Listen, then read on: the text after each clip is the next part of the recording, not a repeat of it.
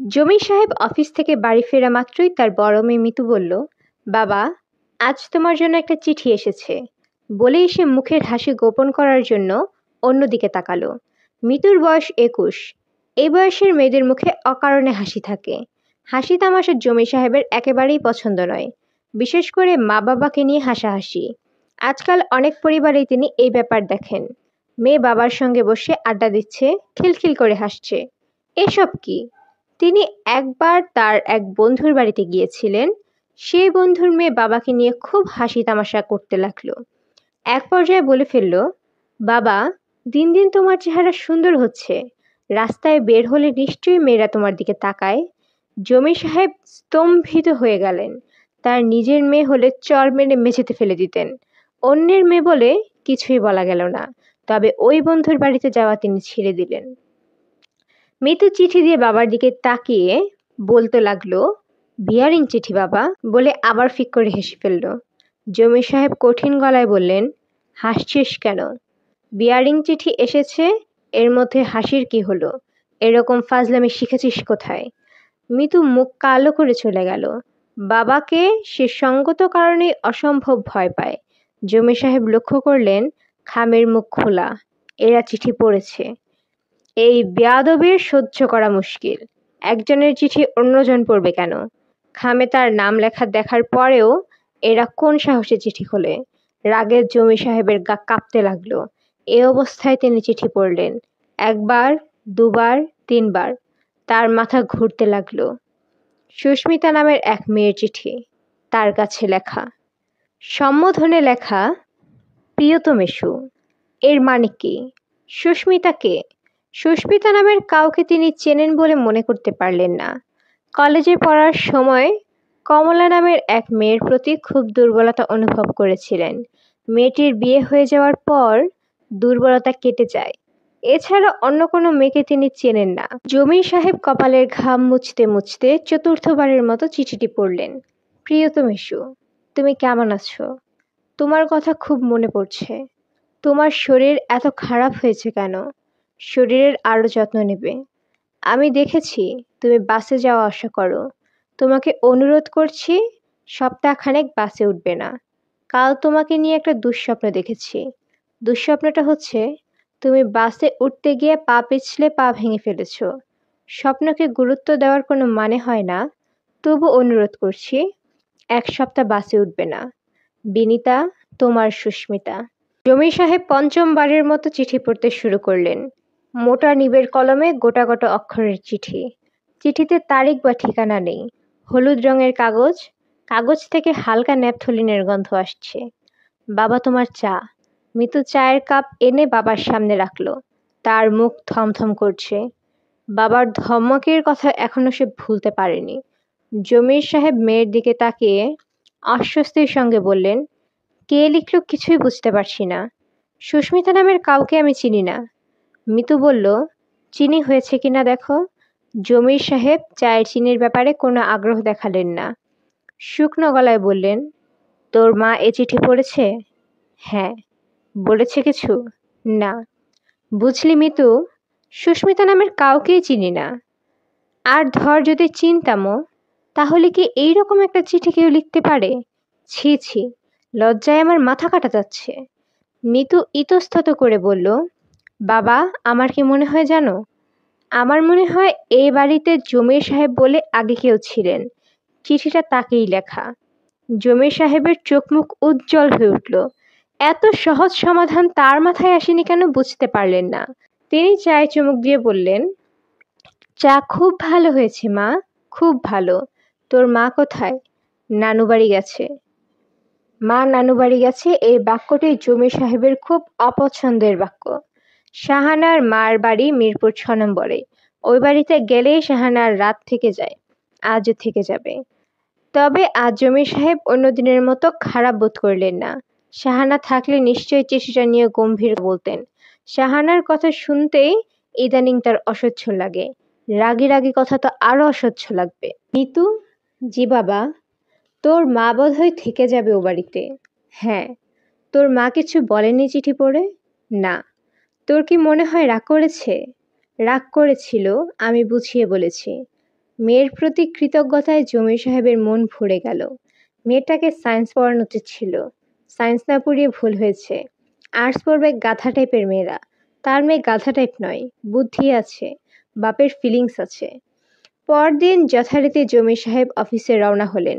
একবার মনে হলো বাসে না গিয়ে একটা রিক্সা নিয়ে নেবেন। পর মুহূর্তে এই চিন্তা মন থেকে ঝেড়ে ফেললেন। ফালতু একটা চিঠি নিয়ে এত কিছু ভাবার কোনো মানে হয়? এইসব জিনিস প্রশ্রয় দেওয়াই উচিত না। ঝিকাতলার মোড়ে অন্য সব অফিসের যাত্রীর মতো তিনি একটা টিফিন বক্স এবং হাতে একটা ছাতা নিয়ে বাসের জন্য অপেক্ষা করতে লাগলেন এবং যথারীতি প্রচণ্ড ভিড়ে ঠেলাঠেলি করে বাসে উঠে পড়লেন।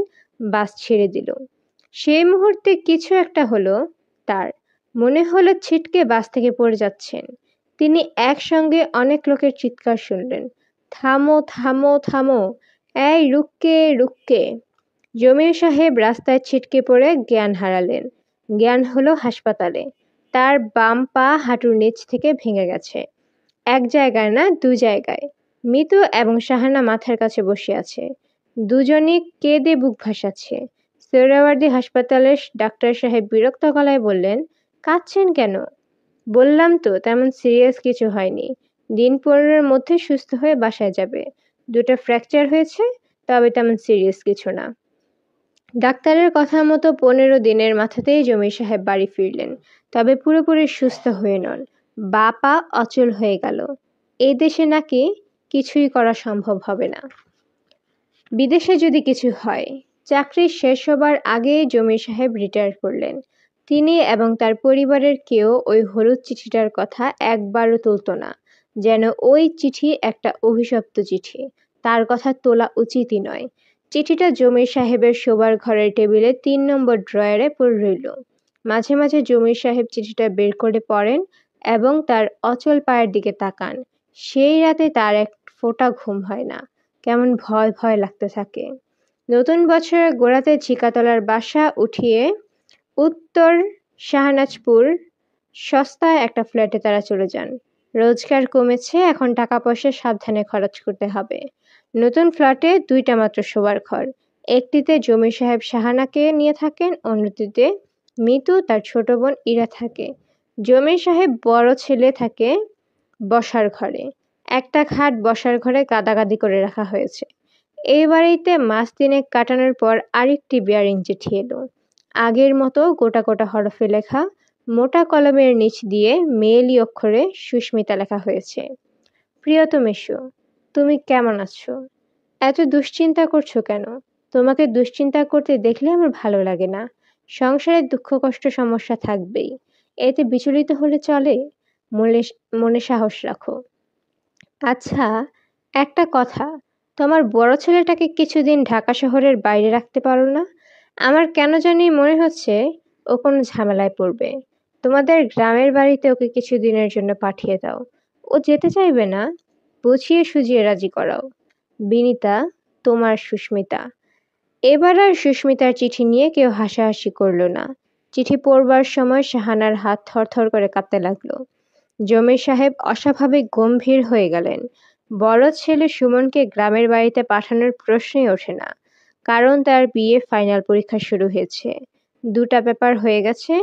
তবু শাহানা বললেন, থাক, পরীক্ষা দিতে হবে না, ওকে পাঠিয়ে দাও। জমির সাহেব বললেন, দরকার আছে বলে তো মনে হচ্ছে না। চিঠি পাওয়ার পরেও তো 15 দিন হয়ে গেল। হোক না 15 দিন, পাঠিয়ে দাও। আমার ভালো লাগছে না। আচ্ছা, বলে দেখি, যদি যেতে রাজি হয় তাহলে পাঠাবো। সুমন যেতে রাজি হলো। শুধু যে রাজি হলো তাই না, তৎক্ষণাৎ যেতে রাজি। টাকা দিলে আজ রাতের ট্রেনে রওনা হয়ে যাবে এমন অবস্থা। ঠিক হলো সে সোমবার সকালে ট্রেনে যাবে। জমির সাহেবও সঙ্গে যাবেন। পৈতৃক বাড়ি ঠিকঠাক করবেন, জমি জমার খোঁজ খবর করবেন। সম্ভব হলে কিছু জমি বিক্রি করে আসবেন। টাকা পয়সার খুব টানাটানি হচ্ছে। তার যাবার কথা সোমবার, তার আগের দিন অর্থাৎ রোববার ভোর রাতে পুলিশ এসে জমির সাহেবের বাড়ি ঘেরাও করে সুমনকে ধরে নিয়ে গেল। হতভম্ব জমির সাহেব পুলিশ সাব ইন্সপেক্টরকে আড়ালে ডেকে নিয়ে গিয়ে বললেন, আপনার ছেলের বিরুদ্ধে মার্ডার চার্জ আছে। 7 দিন আগে 4 জন মিলে খুনটা করেছে। Cold blooded murder. আপনার ছেলে এই 4 জনের মধ্যে একজন। আপনি বুঝিয়ে সুঝিয়ে ছেলেকে রাজসাক্ষী হতে রাজি করান। এতে আপনারও লাভ, আমাদেরও লাভ। না হলে কিন্তু ফাঁসি টাসি হয়ে যাবে। প্র্যাকটিক্যাল প্রেশারও আছে। সুমন রাজসাক্ষী হতে রাজি হলো না। দীর্ঘদিন মামলা চলল। রায় বেরোতে লাগলো 2 বছর। 3 জনের 7 বছরের করে সশ্রম কারাদণ্ড, একজনের ফাঁসি। সেই একজন সুমন। অন্য 3 জন ছেলেটাকে ধরে রেখেছিল। খুন করেছে সুমন। ধারালো খুর দিয়ে রক কেটে দিয়েছে। 5 বছর কেটে গেছে। পরবর্তী বিয়ারিং চিঠি এলো 5 বছর কেটে যাওয়ার পর। এই 5 বছর জমির সাহেবের সংসারে বড় রকম উলটপালট হয়ে গেছে। 2 মেয়ের বিয়ে হয়ে গেছে। মৃত্যুর বিয়ে হয়েছে কৃষি খামারের এক ম্যানেজারের সঙ্গে। সে স্বামীর সঙ্গে গোপালপুরে থাকে। ছোট মেয়ে ইরার বিয়ে হয়েছে ওষুধ কোম্পানির এক কেমিস্ট্রির সাথে। তার ঢাকা শহরেই থাকে তারা। প্রায় বাবা মাকে দেখতে আসে। বড় মেয়ের কোনো ছেলেপুলে হয়নি। ছোট মেয়ের একটি ছেলে হয়েছে। ছেলের নাম ফরহাদ। এই ছেলেটি জমির সাহেবের খুব ভক্ত। তার কাছে এলেই কোলে উঠে থাকে। বাসায় যেতে চায় না, কোল থেকে নামতে চায় না। 5 বছর পর একদিন পিয়ন এসে বলল, স্যার, আপনার একটা বিয়ারিং চিঠি আছে, রাখবেন? জমির সাহেব শূন্য দৃষ্টিতে তাকিয়ে রইলেন। সেদিন ইরারা বেড়াতে এসেছে। জমির সাহেবের কোলে ফরহাদ। তিনি ফরহাদকে মাটিতে নামিয়ে চিঠি হাতে নিলেন। চিঠিতে লেখা, হাতের লেখা চিনতে তার অসুবিধা হলো না। সেই হাতের লেখা, সেই ন্যাপথলিনের গন্ধ। পিয়ন বলল, 4 টাকা লাগবে। জমির সাহেব একবার ভাবলেন চিঠি রাখবে না। তিনি তা বলতে পারলেন না। যন্ত্রের মতো পকেটে হাত দিয়ে টাকা বের করলেন। চিঠি পাঞ্জাবির পকেটে রেখে দিলেন। কাউকে কিছু বললেন না। তার বমি বমি ভাব হলো। মাথা ঘুরতে লাগলো। রাতে তিনি কিছু খেলেন না। ইরাদের আসা উপলক্ষে ভালো মন্দ রান্না হয়েছিল। তিনি কিছুই মুখে দিলেন না। ইরা বলল, বাবা, তোমার শরীরটা কি খারাপ হয়েছে? তিনি ক্ষীণ স্বরে বললেন, না রে মা, কিছু হয়নি। শরীরটা একটু খারাপ লাগছে, তবে আমি অসুস্থ নই। রোজই তুমি বলো শরীর ভালো লাগছে না, অথচ একজন ভালো ডাক্তার দেখাও না। একজন ভালো ডাক্তার দেখাও বাবা। দেখাবো। আর মাকেও একজন ভালো ডাক্তার দেখাও। আচ্ছা। আচ্ছা না বাবা, দেখাও। মেয়ে জামাই রাত 9টার দিকে চলে গেল। ফরহাদ গেল না, সে নানার সঙ্গে থাকবে। সারা রাত জমির সাহেবের ঘুম হলো না। পরদিন হু হু করে গায়ে জ্বর এসে গেল। জ্বরের মূল কারণ কাউকেই বলতে পারলেন না। বেলা যতই বাড়তে লাগলো, জ্বর ততই বাড়তে লাগলো। দুপুরের পর ঘাম হতে লাগলো। ইরা হতভম্ব হয়ে বলল, বাবা, চলো তোমাকে ক্লিনিকে ভর্তি করাবো। আমার কিচ্ছু ভালো লাগছে না। তুমি এরকম ঘামছো কেন? হার্টের কোনো সমস্যা না তো? জমির সাহেব ক্ষীণ স্বরে বললেন, চিঠি পেয়েছি। চিঠি পেয়েছো মানে? কার চিঠি? বিয়ারিং চিঠি। ইরা দীর্ঘ সময় চুপ করে থেকে বলল, কি লেখা এবারে চিঠিতে? চিঠি পড়িনি। পড়ে দেখো। না পড়ে এরকম করছো কেন? হয়তো এবার কোনো ভালো খবর আছে। জমির সাহেব কাপা গলায় বললেন, ভয় লাগছে রে ইরা। ভয়ের কিছু নেই। দাও, আমার কাছে দাও, আমি পড়ি। ইরা চিঠি খুলে অত্যন্ত গম্ভীর হয়ে গেল। অন্যদের সেই চিঠি দেখালো। যারা দেখলো প্রত্যেকেই গম্ভীর হলো। কারণ চিঠিতে কিছু লেখা নেই। সাদা একটা পাতা, শেষে নাম সই করা, বিনিতা, তোমার সুস্মিতা। এই সাদা না লেখা অংশে কি বলতে চাচ্ছে সুস্মিতা? কে সে? কেনই বা সে চিঠি লেখে? আবার আজ কেনই বা লিখল না? আমি পড়ছি হুমায়ুন আহমেদের লেখা দ্বিতীয় জন। প্রিয়াঙ্কার খুব খারাপ ধরনের একটা অসুখ হয়েছে। অসুখটা এমন যে কাউকে বলা যাচ্ছে না। বললে কেউ বিশ্বাস করবে না, কিংবা বিশ্বাস করার ভান করে আড়ালে হাসাহাসি করবে। একজনকে অবশ্য বলা যায়, জাভেদকে। জাভেদ তার স্বামী। স্বামীর কাছে কোনো কিছুই গোপন থাকা উচিত নয়। অসুখ বিসুখের খবর সবার আগে স্বামীকেই বলা দরকার। কিন্তু মুশকিল হচ্ছে, জাভেদের সঙ্গে প্রিয়াঙ্কার পরিচয় এখনো তেমন গাঢ় হয়নি। হবার কথাও নয়। তাদের বিয়ে হয়েছে 21 দিন আগে। এখনো প্রিয়াঙ্কার তুমি বলা রপ্ত হয়নি। মুখ ফসকে আপনি বলে ফেলে। এরকম গম্ভীর বয়স্ক একজন মানুষকে তুমি বলাও অবশ্য খুব সহজ নয়। মুখে কেমন বাঁধো বাঁধো ঠেকে। প্রিয়াঙ্কা চেষ্টা করে আপনি তুমি কোনোটাই না বলে চালাতে। যেমন, তুমি চা খাবে? না বলে সে বলে, চা দেব? এইভাবে দীর্ঘ আলাপ চালানো যায় না। তার চেয়েও বড় কথা, মানুষটা বুদ্ধিমান। ভাববা আছে কিছুক্ষণ কথা বলার পরই সে হাসি মুখে বলে, তুমি বলতে কষ্ট হচ্ছে তাই না? তুমি বলতে কষ্ট হওয়াটা দোষের কিছু না। প্রিয়াঙ্কার বয়স মাত্র 17, তাও পুরোপুরি 17 হয়নি, জুন মাসে হবে। এখনো 2 মাস বাকি। আর ওই মানুষটার বয়স খুব কম করে হলেও 30, তার বয়সের প্রায় দ্বিগুণ। সারাক্ষণ গম্ভীর থাকে বলে বয়স আরো বেশি দেখায়। বরের বয়স বেশি বলে প্রিয়াঙ্কার মনে কোনো ক্ষোভ নেই। বরদের চ্যাংড়া চ্যাংড়া দেখালে ভালো লাগে না। তাছাড়া মানুষটা অত্যন্ত ভালো, ভালো এবং বুদ্ধিমান। কম বয়সী বোকা বরের চেয়ে বুদ্ধিমান বয়স্ক বর ভালো। বিয়ের রাতে নানান কিছু ভেবে প্রিয়াঙ্কা আতঙ্কে অস্থির হয়েছিল। ধকধক করে বুক কাঁপছিল, কপাল রীতিমতো ঘামছিল। মানুষটার সঙ্গে সঙ্গে তা বুঝে ফেলেছিল। কাছে এসে ভারী গলায় বলল, ভয় করছে? ভয়ের কি আছে বলো তো?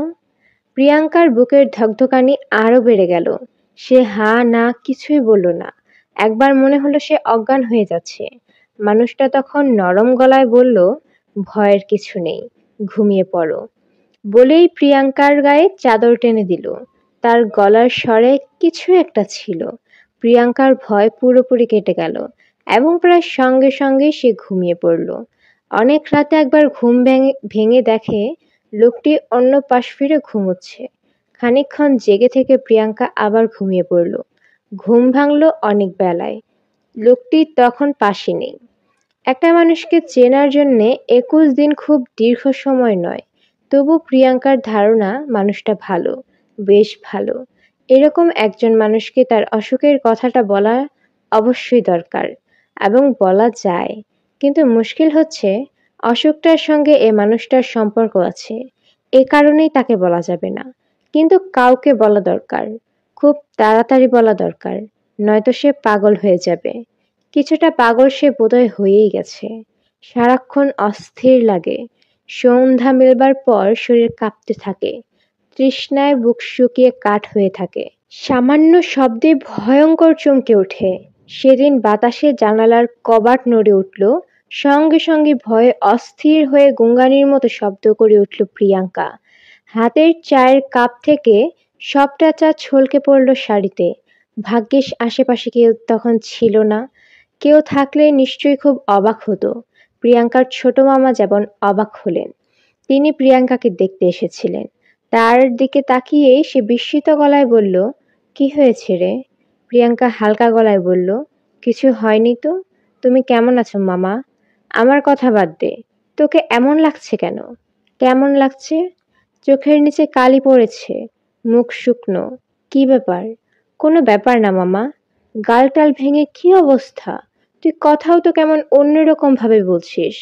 কিরকম ভাবে বলছি? মনে হচ্ছে তোর গলাটা ভাঙা। ঠান্ডা লেগেছে মামা। প্রিয়াঙ্কা কয়েকবার কাশলো। মামাকে বুঝাতে চাইল যে তার সত্যি সত্যি কাশি বা অন্য কিছু হয়েছে। মামা আরো গম্ভীর গলায় গেলেন, শীতল গলায় বললেন, আর কিছু না তো? না। ঠিক করে বল। ঠিক করেই বলছি মামা। প্রিয়াঙ্কার কথায় তার মামা খুব আশ্বস্ত হলেন বলে মনে হলো না। সারাক্ষণ গম্ভীর হয়েই রইলেন। চায়ের কাপে 2টা চুমুক দিয়েই রেখে দিলেন। যাই রে মা বলেই কোনো দিকে না তাকিয়ে হন হন করে চলে গেলেন। মামা যাবার 1 ঘন্টার ভেতরেই মামি এসে হাজির। বোঝাই যাচ্ছে মামা পাঠিয়েছেন।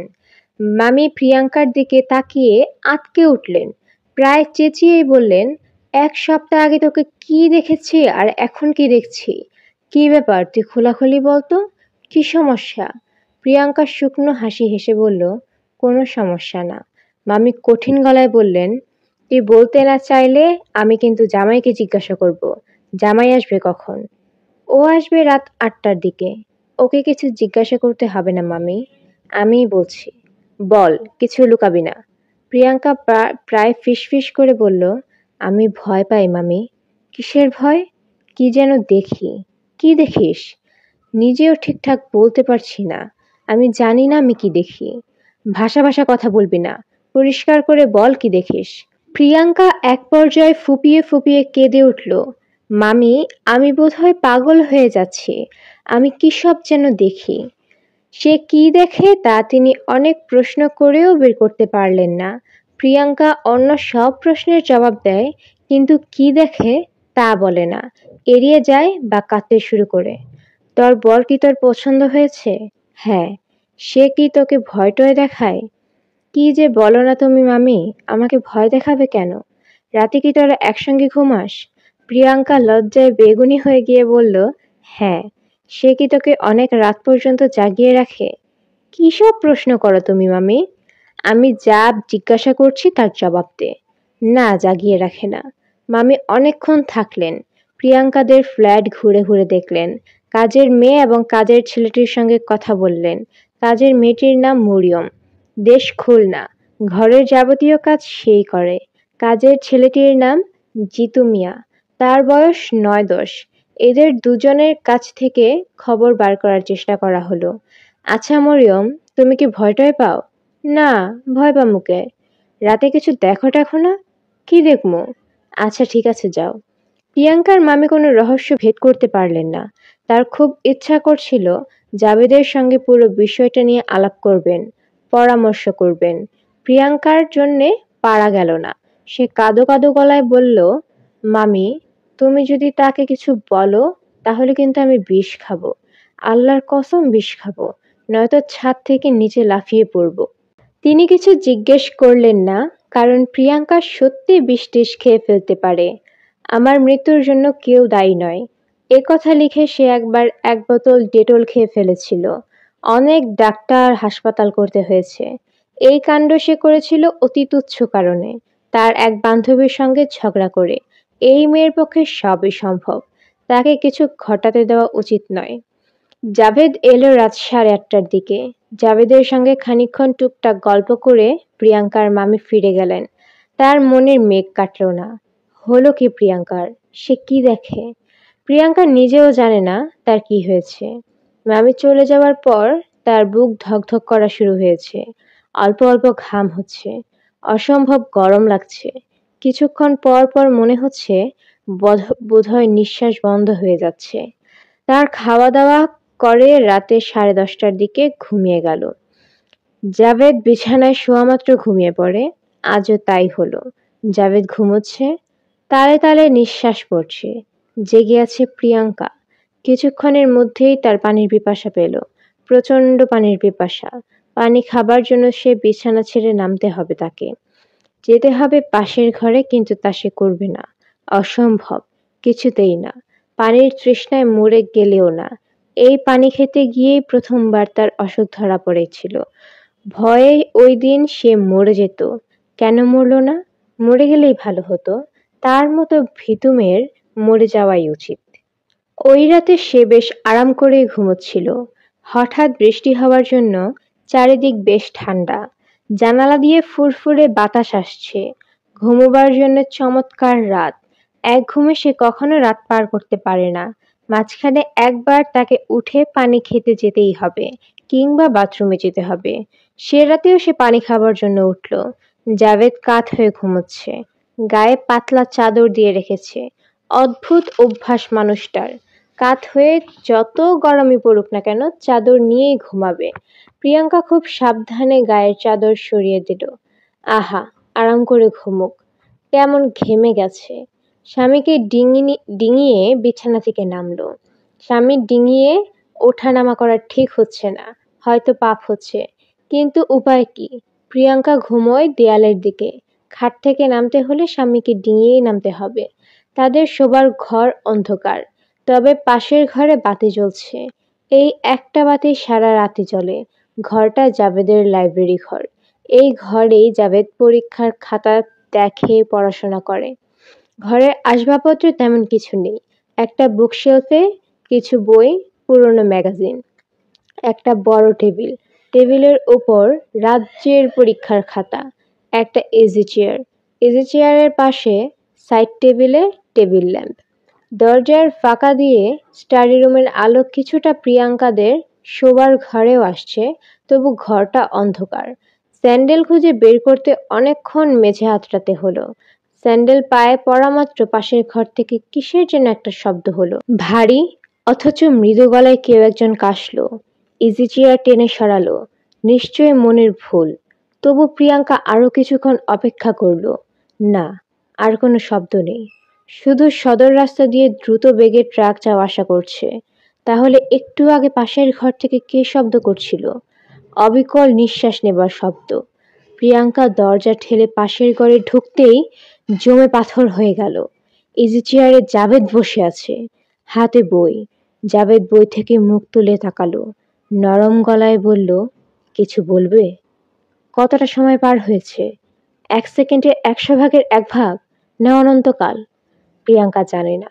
সে শুধু জানে সে ছুটে চলে এসেছে শোবার ঘরে, ঝাঁপিয়ে পড়েছে বিছানায়। তার সমস্ত শরীর কাঁপছে। সে কি অজ্ঞান হয়ে যাচ্ছে? নিশ্চয়ই অজ্ঞান হয়ে যাচ্ছে। ঘর দুলছে। চারিদিকে বাতাস অসম্ভব ভারী ও উষ্ণ। জাবেদ জেগে উঠেছে। সে বিছানায় পাশ ফিরতে ফিরতে বলল, কি? প্রিয়াঙ্কা বলল, কিছু না। জাবেদ ঘুম জড়ানো স্বরে বলল, ঘুমাও। জেগে আছো কেন? বলতে বলতেই ঘুমে জাবেদ এলিয়ে পড়ল। জাবেদকে জড়িয়ে ধরে সারা রাত জেগে রইল প্রিয়াঙ্কা। একটি দীর্ঘ ও ভয়াবহ রাত। স্বামীকে জড়িয়ে ধরে প্রিয়াঙ্কা শুয়ে আছে তার সমস্ত ইন্দ্রিয় পাশের ঘরে। সে স্পষ্টই শুনছে ছোটখাটো শব্দ আসছে পাশের ঘর থেকে। নিঃশ্বাস ফেলার শব্দ, বইয়ের পাতা উল্টাবার শব্দ, ইজি চেয়ার থেকে উঠে দাঁড়ালে যেমন ক্যাচ ক্যাচ শব্দ হয় সেরকম শব্দ, গলার শ্লেষার পরিষ্কার করার শব্দ। শেষ রাতের দিকে শোনা গেল বারান্দায় পায়চারির শব্দ। কেউ একজন বারান্দা থেকে এ মাথা থেকে ও মাথায় যাচ্ছে, আবার ফিরে আসছে। এসব কি হচ্ছে?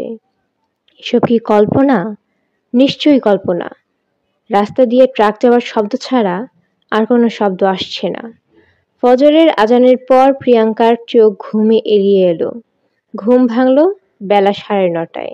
ঘরের ভেতর রোদ ঝলমল করছে। জাবেদ চলে গেছে কলেজে। মরিয়ম জিতু মিয়ার সঙ্গে তার স্বরে ঝগড়া করছে। প্রিয়াঙ্কার সব ভয় কর্পূরের মতো উড়ে গেল। রাতে সে যে অসম্ভব ভয় পেয়েছিল, এটা ভেবে এখন তার নিজেরই কেমন হাসি পাচ্ছে। সে স্বপ্ন দেখেছিল। স্বপ্ন ছাড়া আর কিছুই নয়। মানুষ কত রকম দুঃস্বপ্ন দেখে, এটাও একটা দুঃস্বপ্ন। এর বেশি কিছুই না। মানুষ তো এর চেয়েও ভয়াবহ দুঃস্বপ্ন দেখে। সে নিজেই কতবার দেখেছে। একবার স্বপ্নে দেখেছিল সম্পূর্ণ নগ্ন গায়ে বাসে করে কোথায় যেন যাচ্ছে। ছি ছি, কি ভয়ঙ্কর স্বপ্ন। প্রিয়াঙ্কা বিছানা থেকে নামতে নামতে ডাকলো, মরিয়ম। যে আম্মা? ঝগড়া করছো কেন মরিয়ম? জিতু কাচের জগটা ভাঙা ফেলাইছে আম্মা। চিৎকার করলে তো জগ ঠিক হবে না। চিৎকার করবে না। জিনিসের উপর কোনো মায়া নাই, মহব্বত নাই। ঠিক আছে, তুমি চুপ করো। তোমার স্যার কি চলে গেছেন? জি আম্মা। বাজার করে দিয়ে গেছেন? জি আম্মা। কখন আসবে কিছু বলে গেছেন? দুপুরে খাইতে আসবেন। আচ্ছা তুমি যাও, আমার জন্য খুব ভালো করে 1 কাপ চা বানিয়ে পাঠাও। নাস্তা খাইবেন না আম্মা? না। তোমার স্যার নাস্তা করেছে? যে। মরিয়ম চা আনতে গেল। প্রিয়াঙ্কা মুখ ধুয়ে চায়ের কাপ নিয়ে বসলো। এখন তার কিছুই করার নেই। দুজন মানুষের সংসার তেমন কোনো কাজ থাকে না। এ সংসারে কাজকর্ম যা আছে সব মরিয়মই দেখে, এবং খুব ভালো মতোই দেখে। চুপচাপ বসে থাকা ছাড়া প্রিয়াঙ্কার কোনো কাজই নেই। এই ফ্ল্যাটে অনেক গল্পের বই আছে। গল্পের বই পড়তে প্রিয়াঙ্কার ভালো লাগে না। ইউনিভার্সিটির ভর্তি পরীক্ষার জন্য পড়াশোনা করা দরকার, পড়তে ভালো লাগে না। কারণ প্রিয়াঙ্কা জানে পড়ে লাভ হবে না, সে পাশ করতে পারবে না। কোনো একটা কলেজেই তাকে বিয়ে পড়তে হবে। সে জানে হয়তো জাবেদের কলেজেই। যদি তাই হয় তাহলে জাবেদ কি তাকে পড়াবে? ক্লাসে তাকে কি বলে ডাকবে? স্যার। চায়ের কাপ নিয়ে বারান্দায় এসে দাঁড়াতেই মরিয়ম তাকে একটা চিঠি দিল। কিসের চিঠি মরিয়ম? স্যার দিয়া গেছে। চিঠি না, চিরকুট। জাবেদ লিখেছে, প্রিয়াঙ্কা তোমার গাটা গরম মনে হলো, তৈরি হয়ে থেকো। আমি দুপুরে তোমাকে নিয়ে একজন ডাক্তারের কাছে যাব। প্রিয়াঙ্কার মনটা হঠাৎ ভালো হয়ে গেল। মানুষটা ভালো, হৃদয়বান এবং বুদ্ধিমান। স্বামীদের কত রকম অন্যায় দাবি থাকে, তার তেমন কিছুই নেই। অন্যদের দিকেও খুব তীক্ষ্ণ দৃষ্টি। প্রিয়াঙ্কা কেন? আর যদি জিতু মিয়ার জ্বর হয়, তাকেও সে সঙ্গে সঙ্গে ডাক্তারের কাছে নিয়ে যাবে। জাভেদ এমন একজন স্বামী যার উপর ভরসা করা যায়। যে যাই বলুক, এই মানুষটাকে স্বামী হিসেবে পেয়ে তার খুব লাভ হয়েছে। জাভেদের আগে একবার বিয়ে হয়েছে, সেটা নিশ্চয়ই অপরাধ নয়। বেচারার স্ত্রী মারা গেছে বিয়ের ৮ মাসের মাথায়। স্ত্রীর মৃত্যুর সঙ্গে সঙ্গে সে বিয়ে করার জন্য অস্থির হয়ে পড়েনি, ২ বছর অপেক্ষা করেছে। মামা মামি যে তাকে দোজবর একটি ছেলের সঙ্গে বিয়ে দিয়েছেন, এ নিয়েও প্রিয়াঙ্কার মনে কোনো ক্ষোভ নেই। মামা দরিদ্র মানুষ, তিনি আর কত করবেন? যথেষ্টই তো করেছেন। মামি নিজের গয়না ভেঙে তাকে গয়না করে দিয়েছেন। কজন মানুষ এরকম করে? ৮-৯টা নতুন শাড়ি কিনে দিয়েছেন। এর মধ্যে একটা শাড়ি আছে ১২০০ টাকা দামের। জাভেদের আগের স্ত্রীর অনেক শাড়ি এই ঘরে আছে। ওই মেয়ের শাড়ির দিকে তাকালে মনে হয় খুব শৌখিন একজন মেয়ে ছিল। ড্রেসিং টেবিল ভর্তি সাজগোজের জিনিস, কিছুই ফেলে দেওয়া হয়নি। বসার ঘরে মেয়েটির একটি বড় ছবি বাঁধানো আছে। খুব সুন্দর মুখ, তাকিয়ে থাকতে ইচ্ছা করে। এই ডাক্তার জাভেদের বন্ধু, কাজেই ডাক্তার অনেক আজেবাজে রসিকতা করলো। যেমন হাসি মুখে বলল, ভাবি কেমন শুকনো দেখাচ্ছে কেন? সংসারে নতুন কেউ আসছে নাকি? হা হা হা। বুদ্ধিমান হয়ে ঠিক কাজটি করে ফেলেননি তো? ২ সপ্তাহ যায়নি যার বিয়ে হয়েছে, তার সঙ্গে কি এরকম রসিকতা করা যায়? রাগে প্রিয়াঙ্কার গা জ্বলতে লাগলো। ডাক্তার তাকে এক গাদা ভিটামিন দিলেন এবং বললেন, ভাবিকে মনে হচ্ছে রাতে ঘুমোতে টুমোতে দেওয়া হয় না, দুপুরে ঘুমিয়ে বসিয়ে নেবেন, নয়তো শরীর খারাপ করবে। হা হা হা। প্রিয়াঙ্কা বাড়ি ফিরল রাগ করে। সন্ধ্যা মেলবার পর সেই রাগ ভয়ে রূপান্তরিত হলো। সীমাহীন ভয় তাকে গ্রাস করে ফেলল। এ ঘর থেকে ও ঘরে যেতে ভয়, বারান্দায় যেতে ভয়। হাত মুখ ধুতে বাথরুমে গিয়েছে, বাথরুমের দরজা বন্ধ করার সঙ্গে সঙ্গে মনে হলো সে আর দরজা খুলতে পারবে না। দরজা আপনা আপনি আটকে গেছে। সে দরজা খোলার চেষ্টা না করেই কাপা গলায় ডাকতে লাগলো, মরিয়ম, ও মরিয়ম, মরিয়ম। রাতে আবার ওই দিনের মতো হলো। জাভেদ পাশেই প্রায় নিশ্চিন্তে ঘুমোচ্ছে, আর প্রিয়াঙ্কা স্পষ্টই স্যান্ডেল পরে বারান্দায় কে যেন পায়চারি করছে এরকম শব্দ পাচ্ছে। প্রিয়াঙ্কা নিজেকে বোঝালো, ও কেউ না, ও হচ্ছে মরিয়ম। মরিয়ম হাঁটছে, ছোট ছোট পা ফেলছে। মরিয়ম ছাড়া আর কে হবে? নিশ্চয়ই মরিয়ম। স্যান্ডেলে কেমন ফটফট করে শব্দ হচ্ছে। জাভেদ যখন স্যান্ডেল পরে হাঁটে তখন এরকম শব্দ হয় না। একবার কি বারান্দায় উকি দিয়ে দেখবে? কি হবে উকি দিলে? কিছুই হবে না, ভয়টা কেটে যাবে। রাত ১টা বাজে, এমন কিছু রাত হয়নি। রাত ১টায় ঢাকা শহরের অনেক দোকানপাট খোলা থাকে। এই তো পাশের ফ্ল্যাটের বাচ্চাটা কাঁদছে, এখন নিশ্চয়ই বারান্দায় যাওয়া যায়। খুব সাবধানে জাভেদকে ডিঙিয়ে প্রিয়াঙ্কা নিচে নামলো। তার হাত পা কাঁপছে, তৃষ্ণায় বুক ফেটে যাচ্ছে, কানের কাছে কেমন ঝাঁ ঝাঁ শব্দ হচ্ছে। সব অগ্রাহ্য করে বারান্দায় চলে এলো।